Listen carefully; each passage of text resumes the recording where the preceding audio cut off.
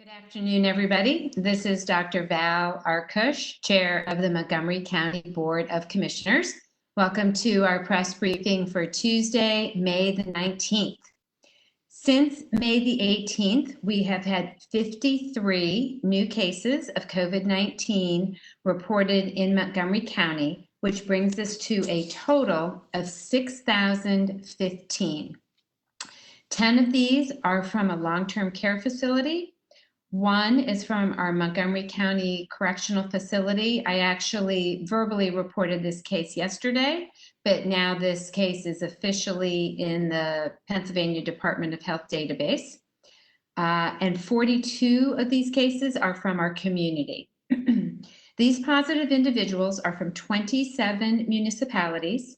All 62 Montgomery County municipalities are home to individuals with COVID-19. These individuals range in age from 14 years old to 98 years old.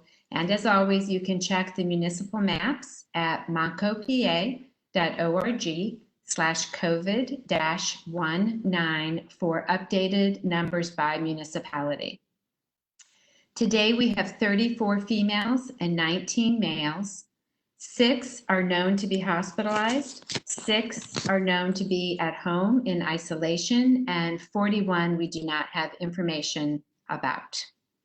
I'm also very saddened to confirm that 7 more Montgomery County residents have lost their lives to COVID-19, which brings us to 536 deaths confirmed positive from COVID-19. 3 of these individuals died at a hospital, and 4 of these individuals died at a long-term care facility or residence. They ranged in age from 83 years old to 98 years old. Overall, since the pandemic began, 289 females and 247 males have lost their lives to COVID-19. The self-reported racial breakdown, where we have it, 13 Asian, 3 Asian Indian, 2 Asian Korean, 57 African American or Black, 159 white, and 302 are unknown. Today's probable deaths, and as a reminder, a probable death is a death where COVID-19 is listed on the death certificate, but we do not have a confirmatory lab test. That number today is 151. So when added to our 536 confirmed deaths, that takes us to a total of 687 probable or confirmed deaths from COVID-19. Again, as another reminder, if we do get confirmation of the probable deaths by a lab test result, then they are moved to the confirmed positive count.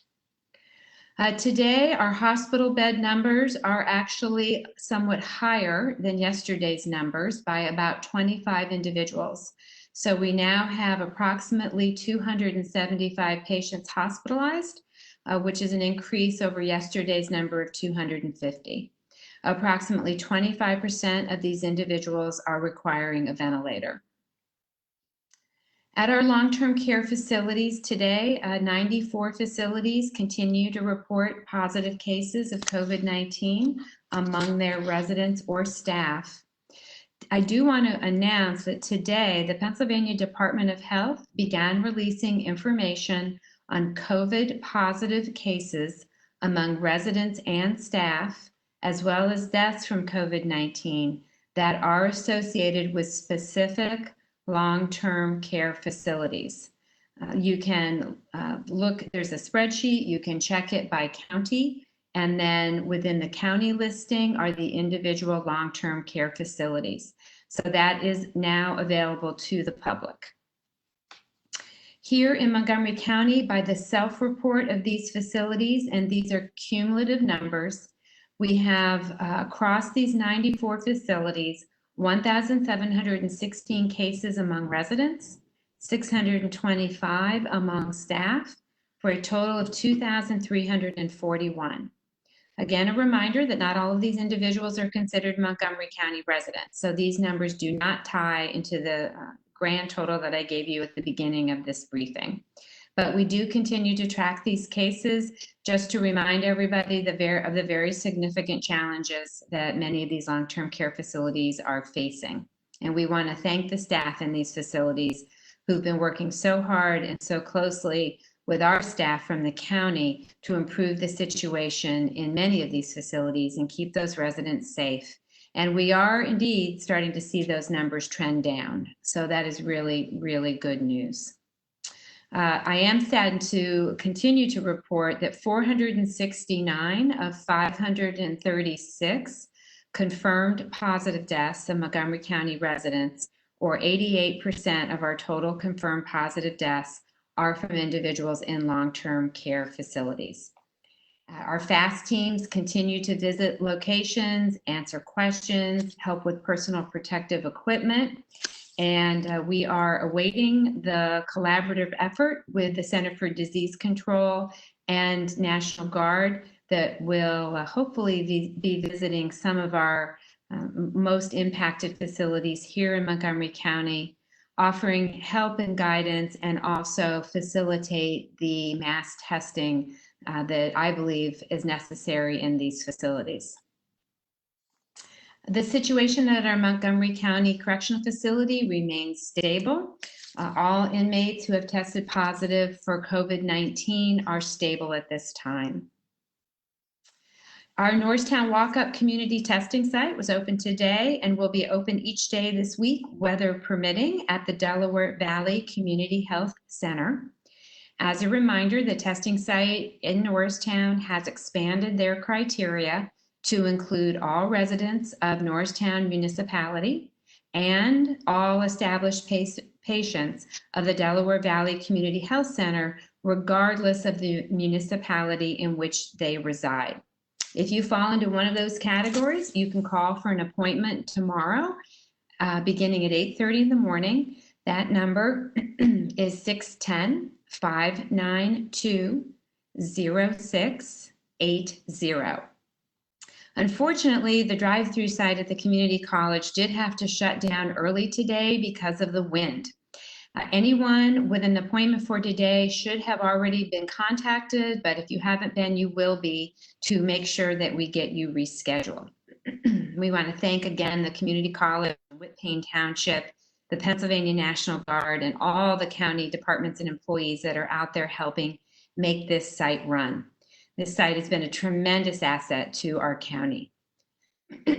For the dates inclusive of April 16th to May the 14th, we've now tested 5,606 individuals and received results on 5,464, which represents 97% of the total. 757 of these individuals have tested positive. So for 24 days, we are now running 14% positive.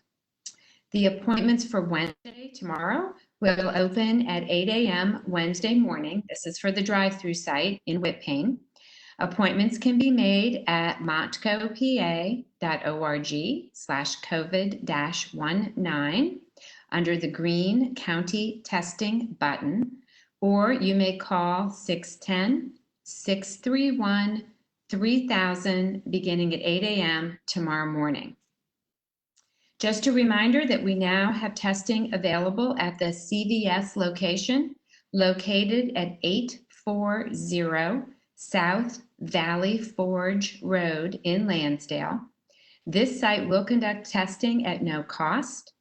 Health insurance is not required, but will be billed if you have it.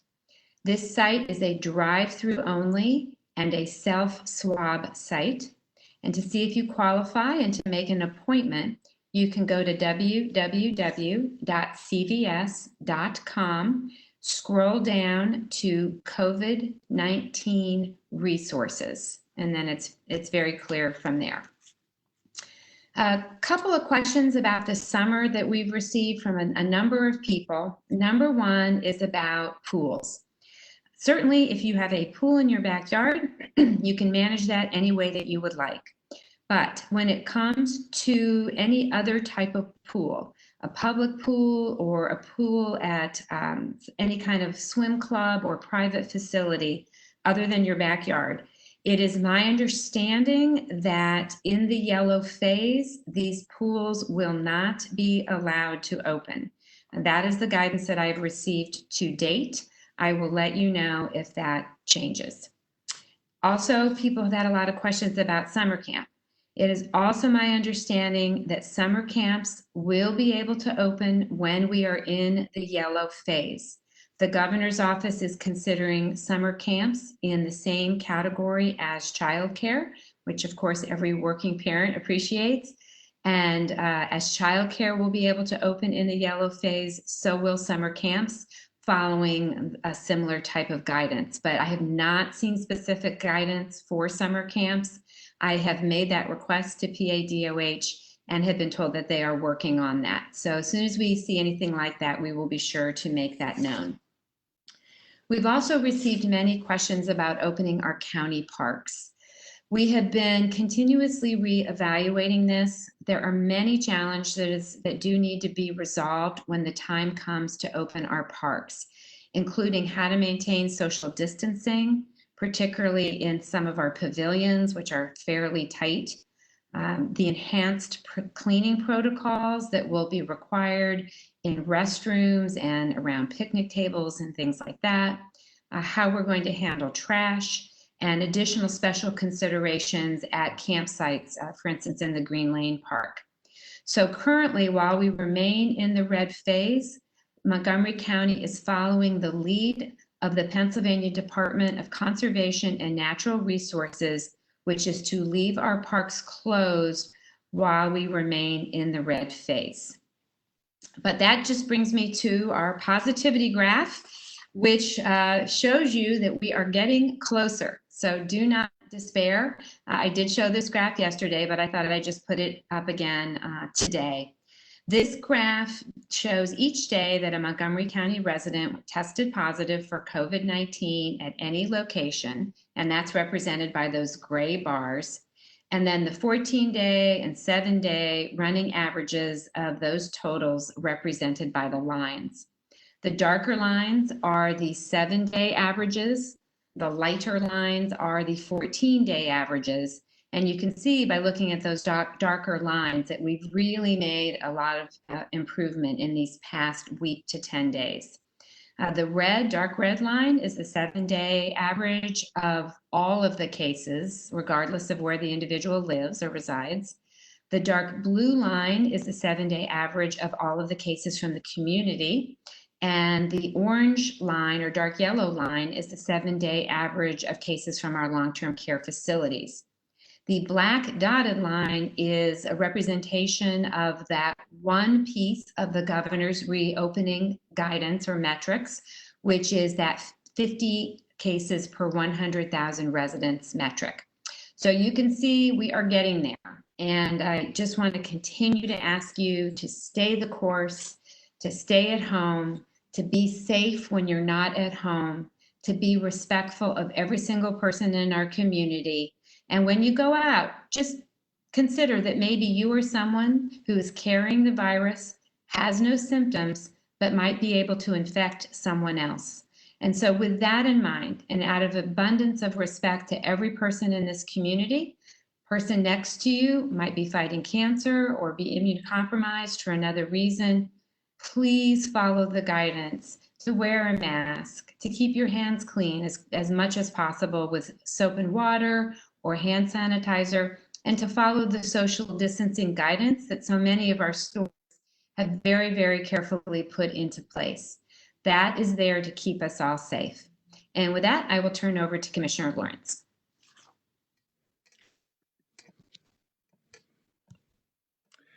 Good afternoon. I'd like to give an update and a reminder on our primary election, which will be held on June 2nd, 2 weeks from today. On May 11th, the County Board of Elections approved a plan to reduce Montgomery County's physical polling locations by 60% for the primary election only. Instead of 352 polling locations, there will be 140 polling locations. Most polling locations will host 3 or more precincts at the same location. Our public school buildings will be used for this election to ensure that there is adequate space for parking and social distancing while voting. As required by law, county representatives have posted notices on the door of and in the areas close to each polling location to alert the public of the proposed changes. A letter has also gone out to every voter in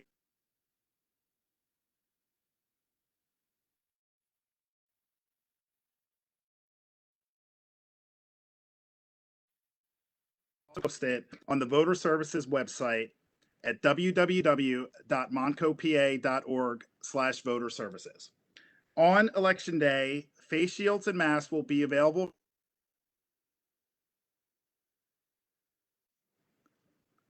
Voting equipment will be sanitized before the opening of the polls and regularly throughout the day. Floors and areas where lines could occur will be marked to remind individuals of the adequate space required for social distancing, and hand sanitizer will be provided at all polling locations. If you are interested in being a poll worker, you can call 610-278-3280 or email voters@montcopa.org.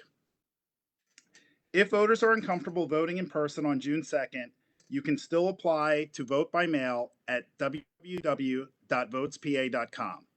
The deadline to apply to vote by mail is May 26th. However, with mail taking 4 to 6 days, you should really apply this week if you want to vote by mail.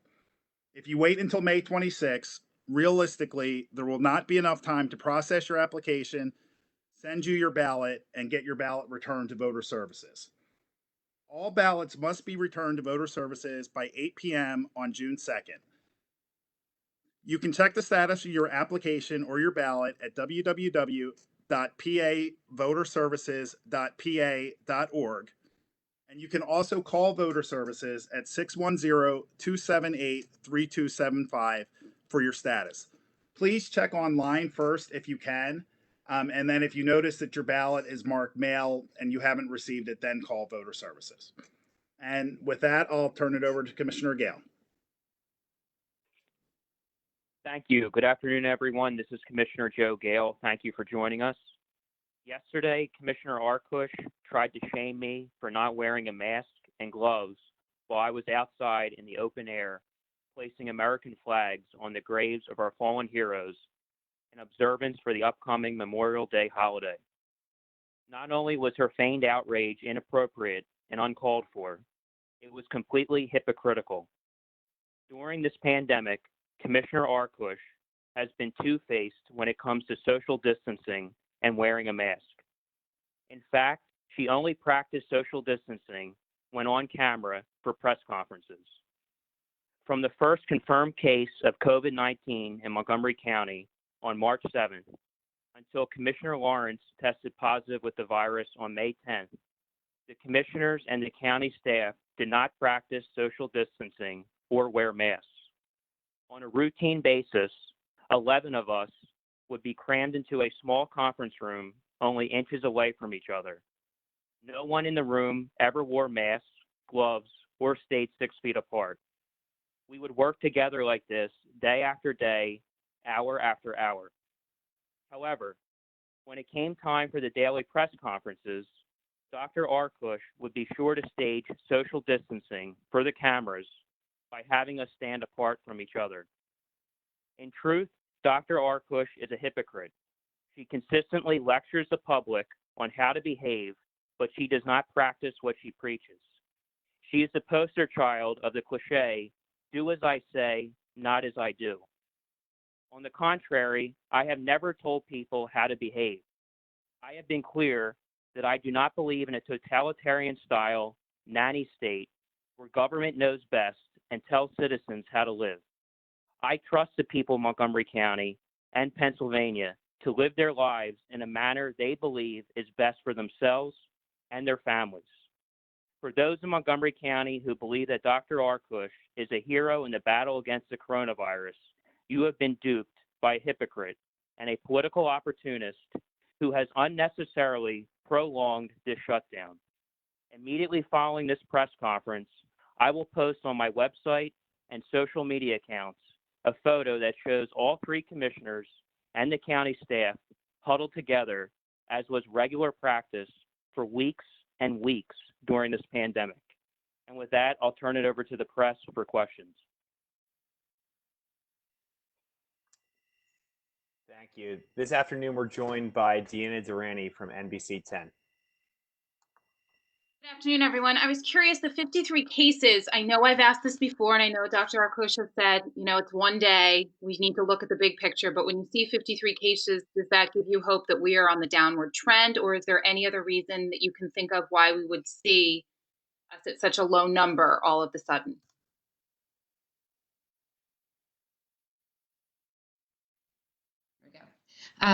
We've certainly had days like this in the past where we've seen a relatively low number of cases. And until we see several days in a row, I can't put too much on it.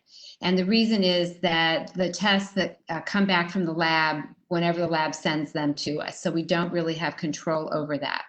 So that's why we've worked to present the data the way that we did in the graph that I showed you a few minutes ago, which was presenting the data by the date that the test was conducted, rather than the date that we receive the result. Because it's much more valid to look at the date the person was tested. That really is a much better snapshot of that point in time. So I certainly hope we continue to see lower numbers like this, but only time will tell. There have been a number of social media postings from local business owners that say that they've been visited by people from the county, and I'm just trying to get clarification on this, that are giving them guidance or telling them, especially restaurants, how many people they would be able to seat, how far apart their tables would be. Is this something that the county is actively doing? I am not personally aware that county employees have been visiting restaurants. So I will have to check on that and get you an answer. Okay. And so on that same note, what do you say at this point to some businesses that say, they've been holding out hope, they've been getting their loans, they've been trying to keep payroll, they've laid people off, but yet when the guidelines are eased, when we go into yellow, they still feel like the guidelines will be so stringent, they will not be able to open, that will be the point where they have to close their doors? Well, I certainly hope that that's not the case. And it's hard to make a general statement about that because every single business will be facing slightly different challenges. And every single business obviously has slightly different business models and different margins of profitability. But we certainly hope and are happy to work with any of our businesses that would like any kind of assistance or advice or guidance as they start to reopen. We have, as you know, put now a total of $6 million out in the form of grants to small businesses. The second amount, the $5 million, hasn't been awarded yet, but should be soon. And we hope to be able to follow that with another round of grants. We're working on that. So, we're here to help as much as we can.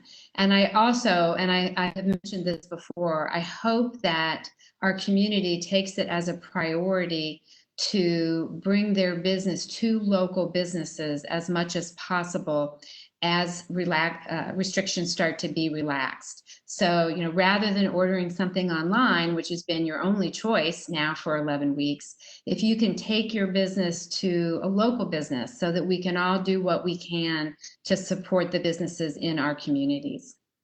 There's also a lot of frustration from realtors saying that this is the only state that is preventing them from doing their business. Across the river and in Delaware, realtors can still sell homes, but there's a growing frustration among that industry. Do you think that we can begin to open that industry up at least? I know what the governor is saying, but I'm asking you your opinion. Well, about right before I hopped onto this, the governor sent out a press release that he has amended his order and that real estate can begin to function again, even in counties that are in the red phase. So I didn't have time to read all the details, but it does appear, and this is of course very, very good news, that real estate brokers can now get back to work, if I read it correctly. Are there any other updates that I may have missed? Like, are we still dependent on our surrounding counties to open, or has any of that changed? I know that these tend to change day to day with the briefings, but are we still taking a regional approach to all of this, that we're still lumped in with our surrounding counties on their numbers as well? I have not been told anything different than that. I do believe that we are still taking a regional approach. All right. Thank you. Thank you. Thanks, Deanna. We have no further questions from other outside reporters. Okay, great. Well, thank you, everybody, and we will see you tomorrow at 3. Have a good evening. Thank you, Sarah.